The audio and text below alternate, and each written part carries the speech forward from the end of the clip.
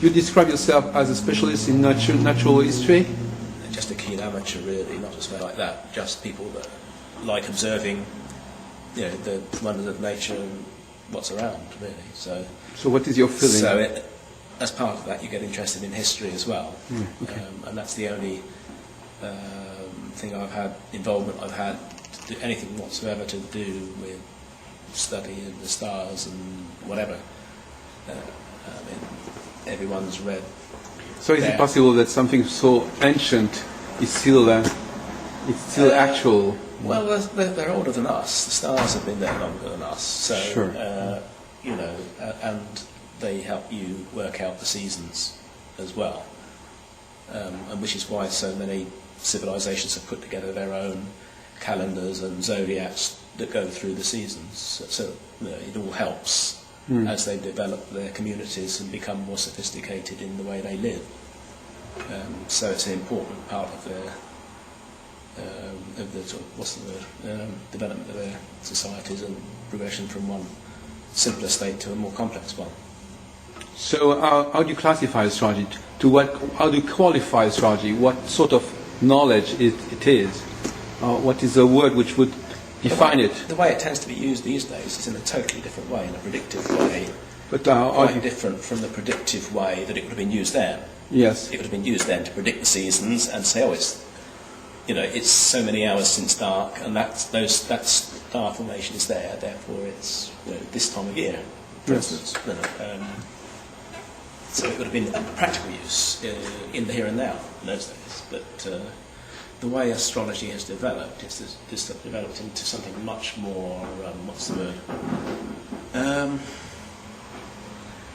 much far beyond what it can actually really do in someone's normal sort of life, in understanding what's going on around them. The idea that by looking at the stars you can see into the future is true in a calendrical sense, but I don't see that it can be true in any other sense, personally. That's my own personal belief. But I don't know what you're talking about studying upstairs. So, there's a conference on the role of the place of cosmology in culture. Yes. Throughout the ages, from the origin to the, if possible to say about the origin. There's always been the sort of wonderment side of it, really, the vastness of it and how distant it is and all the rest of it, and how fixed most of it seems to be. Do you have some reasons? That's always been an interest of people, as well as anything other reason for studying. Is it a subject which, for instance, was it a problem for this building to welcome such a conference? I don't know how that came about, actually. You might know. Is it an organiser? No, I'm not the organiser. Actually, we just provide facilities for organisations to meet. Whatever. Yeah. Yes. So, from at the beginning, you would say that you have a certain opinion about. At a certain moment, astrology, from certain angles, astrology is a matter of interest for you. Yeah, in various aspects of it. Yes. So tell us what are the aspects which deserve your attention. Really, the fact that it obviously had a practical use initially, and it still would do if their civilization vanished and we all had to go back to basics. It would still be very important. I'm quite interested in the history of how these things have been seen and how legends and mythology is built up around it and so on. Like the Greek, the actual characters in the Greek and Greco-Roman constellations they're named by moderns after various legendary characters, and some of them were actually named in those days by the legendary characters. So there's quite an interesting aspect there, and I'm sure the same is true of Indian. Is it something anachronistic in a way? I don't know. It obviously, there must have been a point when the names were given to the groups of stars. Yes. So it's not anachronistic in that sense. It's from the past. Yes, but it's still in use. Still in use, yeah. It's anachronistic in that sense, yeah. Yes. But then we use Latin names for plants and animals, and yet we're not using the language for anything else. So it's the same sort of thing as that, really. It's tradition that's carried on. Is it compatible with a religion, with Judaism, Christianism? I don't know. It's compatible with some religions, I imagine, but not necessarily all. So. Would you be in a position to consult an astrologer if you were really in a, are there situations where you would accept to consult? Personally, I wouldn't. No. No. No. You are someone who. What is your attitude towards the future? You prepare yourself. You are very cautious. You're very careful about what can happen. You prepare the future very thoroughly, and you. I try not to do anything that might cause my downfall and end. Yeah. Do you think women might be more interested by astrology than men, for instance? It's possible. I don't know. I mean, women tend to be more spiritual because even the process of giving birth is much more to a woman than it is to a man, even though he might be the husband, he's contributed towards it, but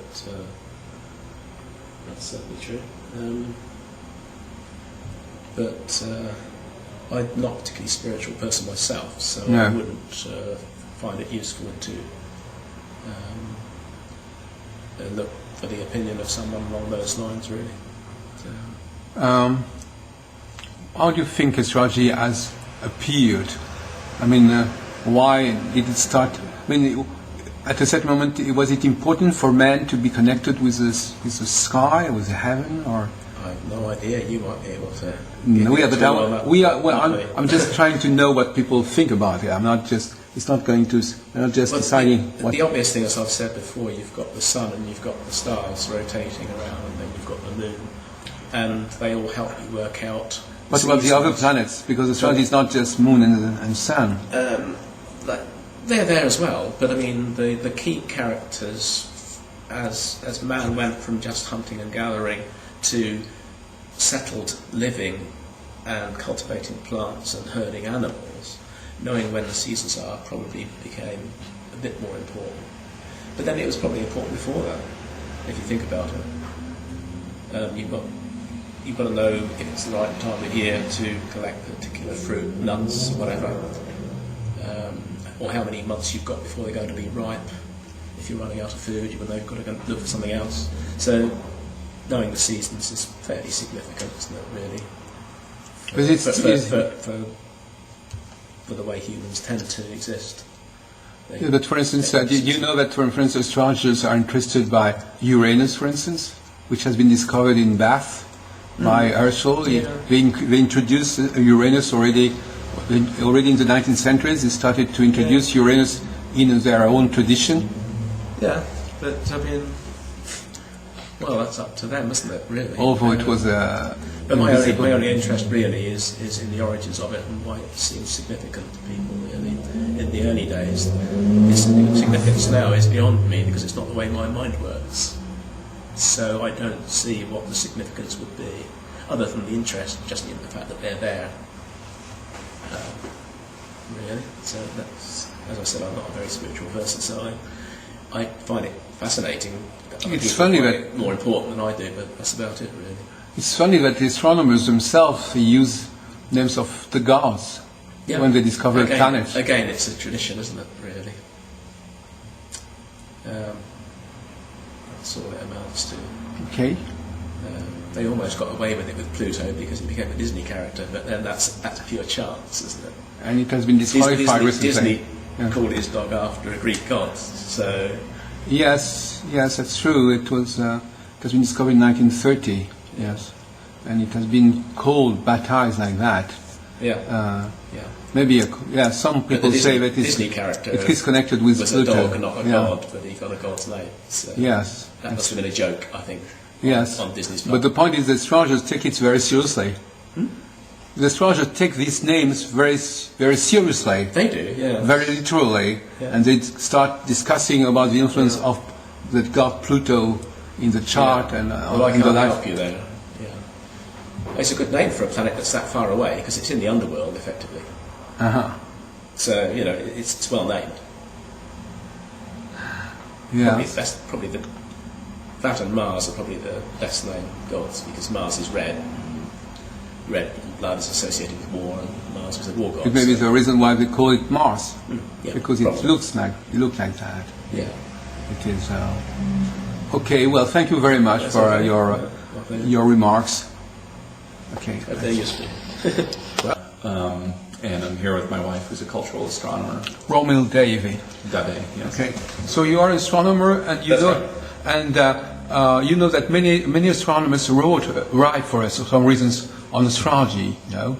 Yes. They even in France, for instance, one main book which has been published recently was written about astrology by astronomers of the French Observatory in Paris. Okay. So there's a tradition, as I said before, with the other person, that they give names of gods to new planets. Sure. Yeah. And one would say, is it too bad? I mean, you think it corresponds to a sort of poetic tendency, or why? I think it follows from the Greek tradition of doing that. And you think they wanted to keep contact with this tradition? Yes. So, I mean, I think astronomers, well, scientists in general, particularly physicists, strongly value the Greek tradition. So that's, as we heard today, they generally feel like most of science and math started in Greece, which is a bit ironically, you may not know that ironically that astrology consider astronomers as the oracles of astrology. Oh, yes. Okay. Because they say, astronomers have given such and such name to a planet, so we have to take that into something very serious. And there's a sort of adoration by astrologers of all what astronomers have to say about the sky. Yeah, that came to bear when the whole Pluto thing came about. Of course, I think there was, the astronomers didn't care much one way or another whether you call it a planet or a dwarf planet or a Plutino or whatever it is. To them it's just a classification scheme.